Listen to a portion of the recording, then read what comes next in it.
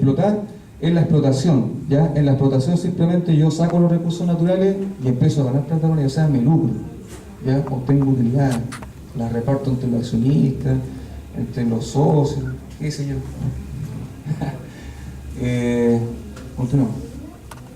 Características comunes de la concesión de exploración y explotación, ¿ya? O sea, ¿en qué se parecen? ¿Ya? Dice, ambas constituyen resolución judicial de los tribunales. Ojo, voy a hacer una aclaración aquí. Aquí ahora estamos analizando solamente las concesiones en las cuales se requiere de sentencia judicial, ¿ya? Porque en las que no se requiere sentencia judicial, eso ya pertenece a otro ámbito, ¿ya? Porque las que más nos afectan a nosotros como ciudadanos son en las que sí se otorgan concesiones a través de los tribunales de justicia. Estas son las que más afectan a la población, o mejor dicho, son las que mejor conocemos nosotros, ¿ya? Independientemente de que existan explotaciones efectuadas por el Estado, por su empresa, y en las cuales obviamente no requieren de concesión minera, ¿ya? Porque la ley les da esa atribución de explotarlas directamente, ¿ya? Pero solamente con respecto a los minerales que ya les he mencionado, ¿ya?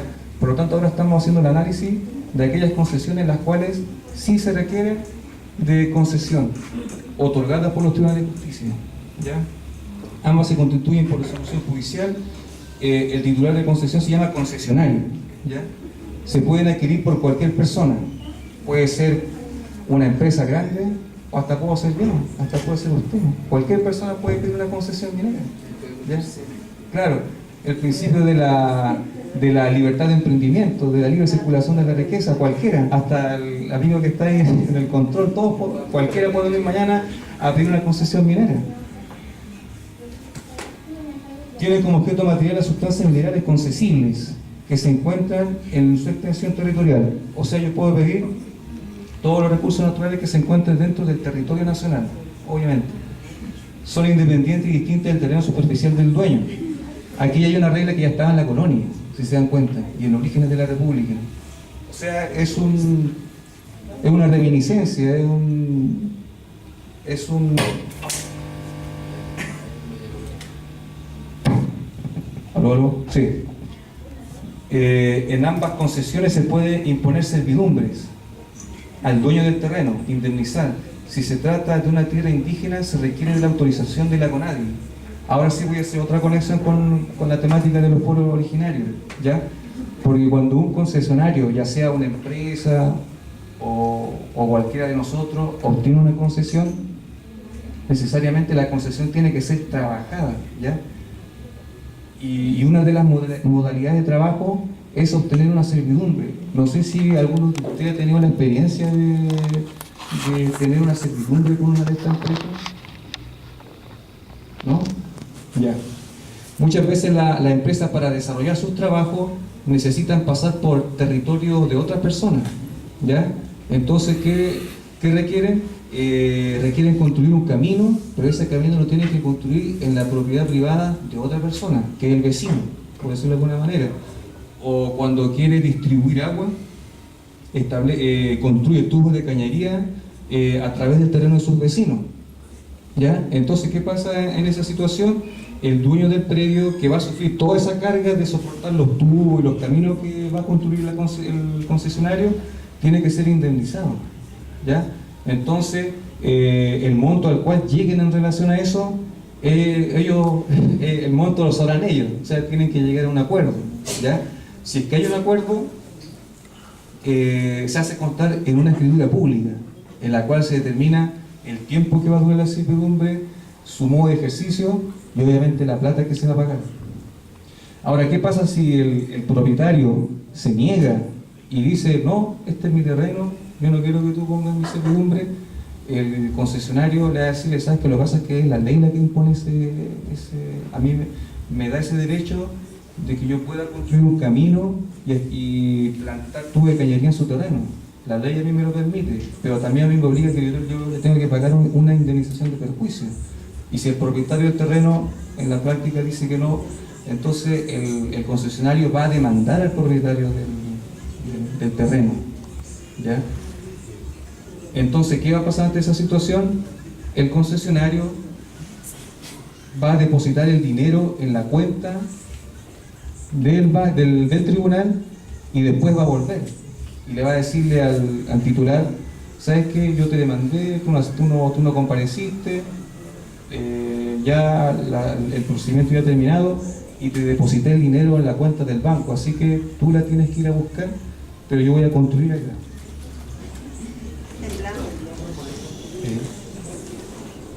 Así es. Entonces, las servidumbres se constituyen a través de dos vías: a través de un acuerdo que hay en la empresa con el dueño del terreno y que consta en una escritura pública, o en caso de negativa del titular, se hace a través de un procedimiento judicial en el cual el concesionario demanda al propietario, ¿ya? Y por lo tanto, si el acuerdo de la servidumbre llega a los tribunales de justicia, es el tribunal el que va a determinar el monto a pagar, que quizás puede ser menos de lo que aspiraba el titular, ¿ya? ¿Ah? Generalmente. Claro, generalmente, exacto. ¿Y qué pasa cuando esa servidumbre va a afectar a una tierra indígena que está inscrita en el registro de tierra indígena de CONADI? ¿Ya? ¿Qué pasa ante esa situación? Es exactamente lo mismo, pero la única diferencia que se produce es que la CONADI tiene que autorizar la servidumbre, ¿ya? Porque perfectamente el titular de la tierra puede llegar a un acuerdo con el concesionario. Entonces, como se trata de una tierra indígena, faltaría la autorización de la CONADI. Por lo tanto, si usted tiene una tierra indígena y llega a un acuerdo usted con un concesionario, entonces adicionalmente tiene que obtener la autorización de la CONADI, ¿ya? Esto se debe a que en el artículo 1 de la ley indígena 19.1253 señala que el Estado debe proteger, garantizar a las familias, grupos y comunidades indígenas, ¿ya? A través del cual tiene que propender a la protección y desarrollo de las tierras, ¿ya? Y además también a su adecuada explotación y cuidado del ecosistema. Por lo tanto, esa situación lo que está diciendo es que en cierta medida está permitiendo la actividad de extracción, la ley indígena, ¿ya? Porque solamente se requeriría la autorización de la CONADI para decir al vamos, a la servidumbre y posteriormente a la explotación. En ambas concesiones se tiene el derecho de aprovechamiento de aguas, se debe indemnizar perjuicio, ¿ya? Entonces, ¿qué pasa con el derecho de aprovechamiento de agua? Cuando una empresa o una persona natural, o voy a decir concesionario mejor, obtiene una concesión minera, automáticamente tiene el derecho de aguas, sin necesidad de pedirla a la Dirección General de Agua.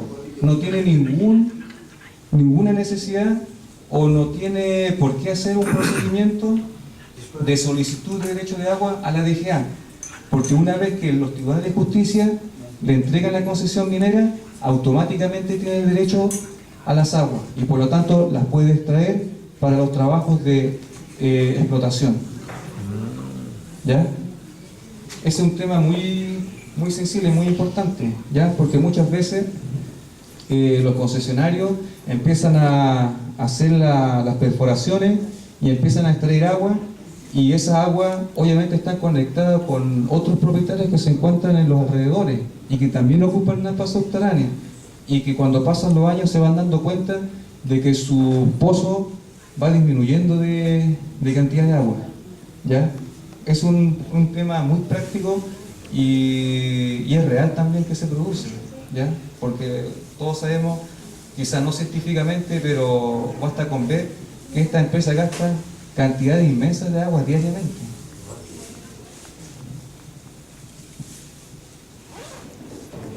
Derechos y obligaciones comunes a los concesionarios mineros. Es más, aquí más o menos como que se va a repetir lo que he mencionado previamente. Derecho afecto a los trabajos que estimen necesario para la explotación. Pagar una patente anual a beneficio fiscal, ¿ya? En la colonia hablábamos del quinto real, el 20% de lo que se produce. Aquí hablamos ya de la patente anual, ¿ya?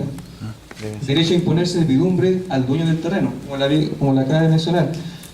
Además del agua, el concesionario también tiene todo el derecho de imponer servidumbre al vecino. O sea, decirle, ¿sabes que yo voy a construir un camino o voy a colocar tubos de cañería para trasladar el agua, y por lo tanto la ley me faculta para que yo construya es tanto el camino como los tubos sobre tu terreno, y obviamente hay una indemnización. Por lo tanto, el concesionario, por el solo hecho de obtener la concesión, tendría los derechos de agua y el derecho de imponer servidumbre, pero obviamente el concesionario tiene que indemnizar esa servidumbre. Derecho a imponer servidumbres, derecho a aprovechamiento de agua, que acaba de mencionar, y a indemnizar perjuicios, cosas que en la colonia igualmente se veían, ¿ya? Concesión de explotación es prácticamente lo mismo, derecho a efectuar los trabajos que estime necesario, pagar una patente anual, derecho a imponer servidumbre, derecho a aprovechamiento de aguas, indemnización del perjuicio. En esta parte son casi exactamente iguales. Ahora sí, derecho y obligación exclusivo del concesionario de exploración, ¿ya? Anteriormente vimos en qué se parecen, ahora vamos a analizar cada uno y empezar a desmenuzar de qué se trata, en qué consiste. Derechos, ¿qué derechos tiene el concesionario de exploración? Explorar e investigar la existencia de sustancias concesibles. Investiga, hace hoyo, dice, qué bonito, esto me va a producir ganancia. Solicitar la prórroga de su concesión por una sola vez hasta por 2 años más. O sea, en la práctica, si solicita la extensión, duraría 4 años. Derecho de catar y efectuar labores como hacer libremente calicatas, reconocimiento de subsuelo mediante sonda o arena. Se puede utilizar toda suerte de procedimientos, sean visuales, manuales, de aquellos que implican el uso de equipos, máquinas e instrumentos. Esas máquinas modernas, yo la verdad no sé cómo se llaman, pero he visto que ocupan esas máquinas de sondeo, claro, para determinar bajo qué profundidad existen recursos naturales y qué recursos existen, ¿ya? Y obligaciones, pagar una patente anual, ¿ya? O sea, tiene que pagar el Estado por el derecho de explorar, ¿ya? No puede realizar actividades de explotación. Acá hay un tema novedoso. Por lo tanto, cuando un concesionario tiene la facultad solamente de explorar, solamente se hace dueño de los recursos naturales efectivamente, pero solamente para fines de exploración. No puede sacar los recursos naturales y ganar plata en la exploración. Es un punto muy interesante. No puede lucrar con las sustancias minerales. Indemnizar en caso de servidumbre, como lo había mencionado, indemnizar en caso de perjuicio. Ahora sí,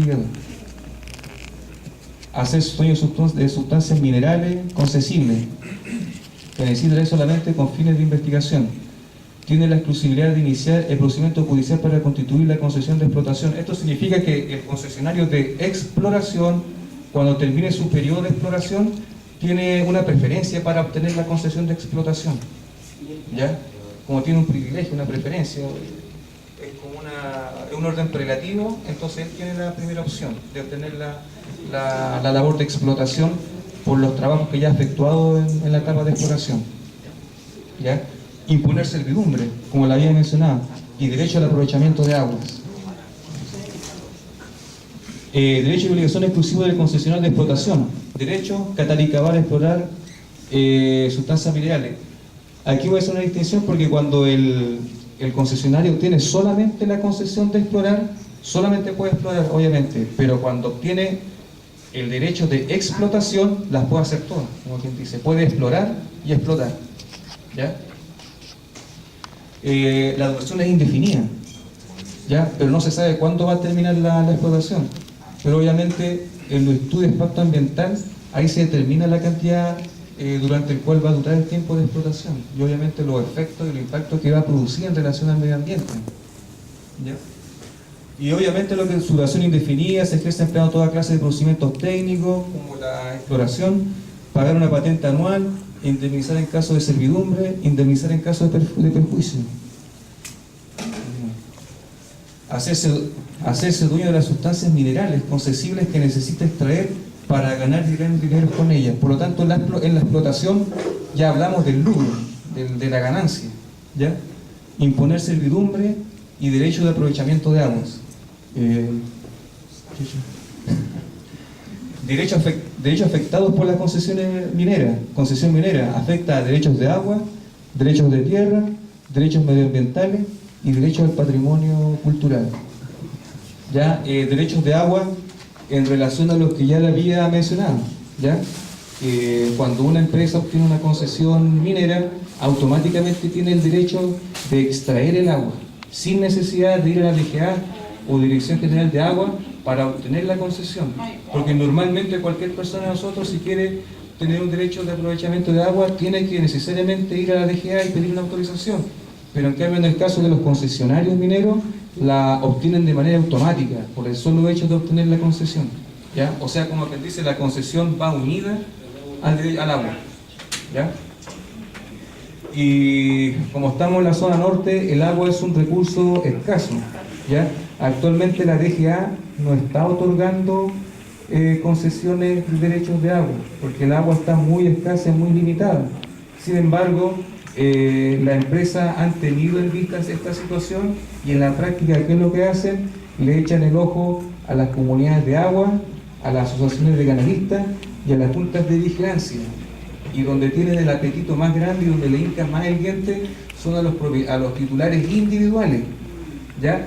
¿Por qué? Porque en la práctica, si una empresa quiere comprarle acciones de agua a una junta de vigilancia, está llena de puras acciones, entonces tendría que empezar a comprar acción por acción. Entonces, lo que más le conviene es comprar todas las acciones, pero eso en la práctica no se va a producir en el corto plazo, ¿ya? Por lo tanto, siempre ven a los titulares individuales. ¿Por qué? Por la sencilla razón de que solamente el negocio lo hacen con él, ¿ya? Y bajo cantidades de dinero exorbitantes, ¿ya? Porque lo necesitan indispensablemente para su faena extractiva y la depuración del recurso natural que quieren obtener, ¿ya? Entonces, cuando hablamos de la temática del agua, estamos hablando de un círculo vicioso que se produce, ¿ya? Porque muchas veces, también se me olvidó mencionar, cuando una empresa obtiene una concesión, le había mencionado que automáticamente tiene el derecho de agua, pero en la práctica, a veces la empresa no consigue agua en su espacio de concesión, no consigue nada de agua. O sea, como quien dice, el terreno está pelado, o sea, no tiene agua. Entonces, ¿qué es lo que hace? Va a comprar los derechos de agua de otras personas y generalmente, como acaba de mencionar, se los quieren comprar a titulares individuales, ¿ya? ¿Y qué se produce con respecto a eso? Que empiezan a construir cañerías, porque como las aguas las compran como bien lejos, entonces desde allá tienen que trasladarlas por su concesión. Entonces muchas veces cuando viajamos a Iquique o Antofagasta, vemos muchos tubos, así de gruesos y que recorren kilómetros interminables, ¿ya? Es porque están haciendo un traslado de agua desde zonas muy lejanas a donde se encuentra la concesión, ¿ya? Porque en la práctica puede suceder que un concesionario consiga agua en su concesión, así como también puede ser que no encuentre agua. Entonces, ante esa circunstancia, el concesionario se ve obligado a comprar derechos de agua en otras partes, ¿ya? Inclusive en zonas bien lejanas. Entonces, ante esa situación, tiene que hacer la labor de construir un tubo de cañería, obviamente pagando la debida indemnización en caso de que la tubería pase sobre una propiedad privada. Si pasa por una fiscal, no la necesita. Ahora vamos a los derechos de tierra, ¿ya? Con respecto a los derechos de tierra,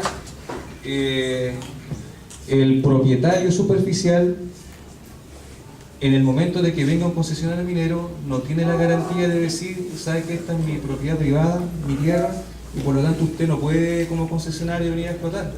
El concesionario va a decirle que ha obtenido una concesión y por lo tanto él va a ocupar efectivamente la tierra del propietario y obviamente pagando las debidas indemnizaciones, ¿ya? Porque se vería muy vulnerado el propietario titular de la tierra superficial si viene un concesionario y empieza a hacer labores de exploración y explotación en el terreno. Ante eso, la ley ha previsto otorgar concesiones, otorgar concesión de los perjuicios provocados, otorgar indemnizaciones, por los derechos de servidumbre y en relación también a situaciones de perjuicio, ¿ya? O sea, más que todo, en términos sencillos, el propietario de la tierra superficial está amparado simplemente por las indemnizaciones. O sea, viene el concesionario y el propietario superficial tiene todos los derechos de ser indemnizado, pero no tiene el derecho a impedirle a que el concesionario entre a su tierra, ¿ya? Es por eso que la ley permite la respectiva indemnización al propietario superficial, ¿ya? Derechos medioambientales. Este es un tema muy interesante porque una vez que el concesionario obtiene la concesión, ya sea de explorar o de explotar, antes de efectuar esas labores necesitan los permisos medioambientales ante el Servicio de Evaluación Ambiental, el cual administra el sistema de impacto de evaluación ambiental.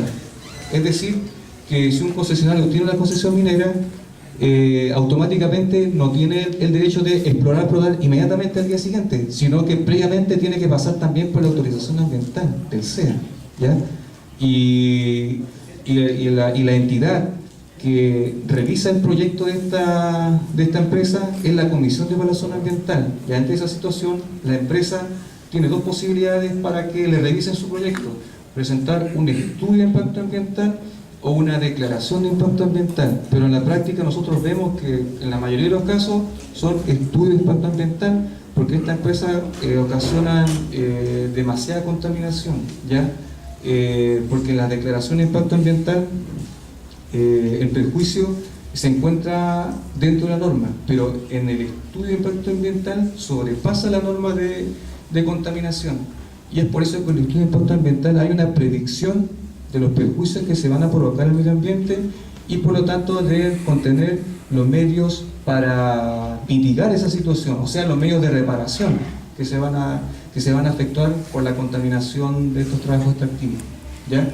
Por lo tanto, la empresa obtiene una concesión, posteriormente va al Servicio de Evaluación Medioambiental, al SEA, y dentro del SEA está la Comisión de Evaluación Ambiental. Por lo tanto, la empresa envía ese estudio de impacto ambiental a la comisión, y esta comisión es presidida por el intendente, ¿ya? Y por todos los CEREMI de Bienes Nacionales, CEREMI de Salud, CEREMI de Minería, de Desarrollo Social, de Economía, Fomento y Construcción, ¿ya? Y además también, este es un punto muy importante como dirigente para ustedes, que también antes de que la Comisión de Evaluación emita la famosísima RCA, que es la Resolución de Calificación Ambiental, estas deben contar también con un informe tanto del alcalde como del intendente, ¿ya? Por lo tanto, si las prospecciones o las explotaciones se van a desarrollar en la provincia, en la comuna de Putre, por ejemplo, la alcaldesa debe emitir un informe en relación a eso, la cual debe adjuntarse a la Comisión de Evaluación Ambiental, ¿ya? ¿Y por qué lo menciono? Porque es importante de que los ciudadanos tengan una labor coordinada con su alcalde en relación a estas temáticas, ¿ya? Para que el alcalde tenga clara cuál es la postura de los ciudadanos, ¿ya? Porque las autoridades son representantes de la voluntad de los ciudadanos, y por lo tanto debe haber una coordinación entre los ciudadanos y el alcalde de la comuna en la cual se va a efectuar la labor de exploración o explotación, ¿ya? Porque el alcalde emite un informe con respecto a eso, y el intendente también, ¿ya? Por lo tanto, son dos instancias en las cuales deben actuar de manera coordinada tanto los ciudadanos como las autoridades, ¿ya? Y una vez que la Comisión de Evaluación Ambiental emite su RCA, el proyecto ya es ejecutable, o sea, el proyecto efectivamente puede empezar a desarrollar sus labores de exploración o explotación. Y en relación a la participación ciudadana, existe la consulta indígena en materia medioambiental, ¿ya? Lamentablemente la consulta en Chile no es una sola, ¿ya? La consulta indígena se dividió, una para temática de acto administrativo y una para temáticas medioambientales, ¿ya? Por lo tanto, cuando hablamos de un procedimiento, cuando hablamos de que un proyecto se somete a un procedimiento de evaluación ambiental, también estamos hablando de la participación ciudadana, y dentro de esa participación ciudadana se encuentra la consulta indígena, que está establecida en el decreto 40, artículos 85 y 86 del mencionado decreto supremo, ¿ya? En la cual los pueblos indígenas que viven en la cercanía de la concesión tienen todo el derecho a ser consultados con respecto a las labores de explotación que se quiere desarrollar, ¿ya? Tienen que ser previamente informados, tiene que ser un procedimiento apropiado, de buena fe, a través de la autoridad representativa, para lograr un acuerdo o el consentimiento, ¿ya? Y también necesitan la colaboración de asesores, porque las temáticas medioambientales tienen demasiado tecnicismo que a veces que ni yo mismo lo entiendo, ¿ya? O sea, tendría que juntarse varios profesionales para recién empezar a descifrar qué significa tal informe, ¿ya? Entonces, cuando hablamos de materia medioambiental, específicamente estamos hablando de la participación ciudadana, porque en estos proyectos no solamente la Comisión de Evaluación Ambiental revisa y aprueba el proyecto, sino que también está sujeto a la aprobación, a las observaciones de la ciudadanía, ¿ya? Y con respecto a esa participación ciudadana está también la consulta indígena, ¿ya? Y existen tiene que cumplirse 3 requisitos para que se produzca la consulta indígena. Tiene que circunscribirse dentro de 3 requisitos o elementos fundamentales. Primeramente, que se produzca un traslado de un grupo de los pueblos indígenas de un sitio donde vivían ancestralmente a otro lugar, porque como quien dice, el proyecto va a provocar una embarrada tan grande que ya la vida en esos sectores ya va a ser insostenible, entonces van a tener que cambiarse de lugar. Ante esa situación se produce la consulta indígena. Segundo, o cuando también se van a producir cambios sustanciales en las prácticas culturales de los pueblos indígenas, ¿ya? Segunda situación, cuando el proyecto se encuentra cercano a santuarios de la naturaleza o sitios protegidos, y además también cuando la actividad de exploración o explotación se encuentra cercano a patrimonios culturales, antropológicos y arqueológicos, ¿ya? Entonces el decreto 40 dentro de esas circunstancias procede a la consulta indígena, ¿ya? Con respecto al derecho al patrimonio cultural, muchas veces las empresas cuando construyen los caminos o empiezan a construir los edificios para su personal o construyen los edificios para los gerentes, los administradores, los estacionamientos o los lugares donde quieren colocar sus relaves, perforan. Y cuando hacen esas perforaciones encuentran osamentas, encuentran hallazgos, encuentran restos arqueológicos, restos antropológicos, vestigios, hallazgos. Entonces, en la práctica, las empresas nunca avisan esa situación y las botan como si fuera basura, ¿ya? Entonces, ante esa situación, si se encuentran esos tipos, específicamente si se encuentran restos antropológicos y arqueológicos, se debe avisar al gobernador respectivo para que el gobernador ordene a los carabineros a hacerse cargo de ello y que posteriormente el Consejo de Monumentos Nacionales tome carta en el asunto, ¿ya? Porque posteriormente, una vez que el Consejo de Monumentos Nacionales se hace cargo de ello, coordinadamente con los pueblos que viven cerca de esos lugares donde se encuentran esos hallazgos, incluso pueden hacer una puesta en valor de esos recursos y darle un sentido de rescate, ¿ya? Así como también los monumentos históricos, que son artefactos muebles o inmuebles, principalmente inmuebles, en las cuales el Consejo de Monumentos Nacionales los declara monumentos históricos, ¿ya? Eso tiene un procedimiento. Por lo tanto, si existe una iglesia o un lugar donde se desarrollaron ancestralmente prácticas culturales, es un inmueble, un templo, por ejemplo, perfectamente la comunidad puede denunciar esa situación y darla a conocer al Consejo de Monumentos Nacionales para que se produzca el proceso de declaratoria de monumento histórico de esa iglesia o ese templo o ese inmueble en la cual se hacen prácticas culturales, ¿ya? Entonces, cuando hablamos de concesión minera, afecta a todos los derechos: el derecho de agua, como le acabo de mencionar, el derecho de tierras, derechos medioambientales y derecho al patrimonio cultural, ¿ya? En mi opinión personal, el patrimonio cultural es como siempre un poquitito olvidado, ¿ya? Porque obviamente uno se preocupa desde el punto de vista de uno al agua y la tierra, que la encontramos más cercana, ¿ya? Y los derechos medioambientales, pero el patrimonio cultural muchas veces como que lo dejamos a un ladito o lo consideramos, pero lo tenemos como última prioridad, ¿ya? Entonces es indispensable de que estos 4 elementos se conjuguen, estén siempre unidos para obtener una conciencia holística, ¿ya? Un rescate holístico, ¿ya? Porque todos estos elementos no están separados, están esencialmente unidos y componen una sola entidad que es la naturaleza, ¿ya? Por lo tanto, vendría a ser la madre tierra, sobre la cual estos elementos se desenvuelven, ¿ya?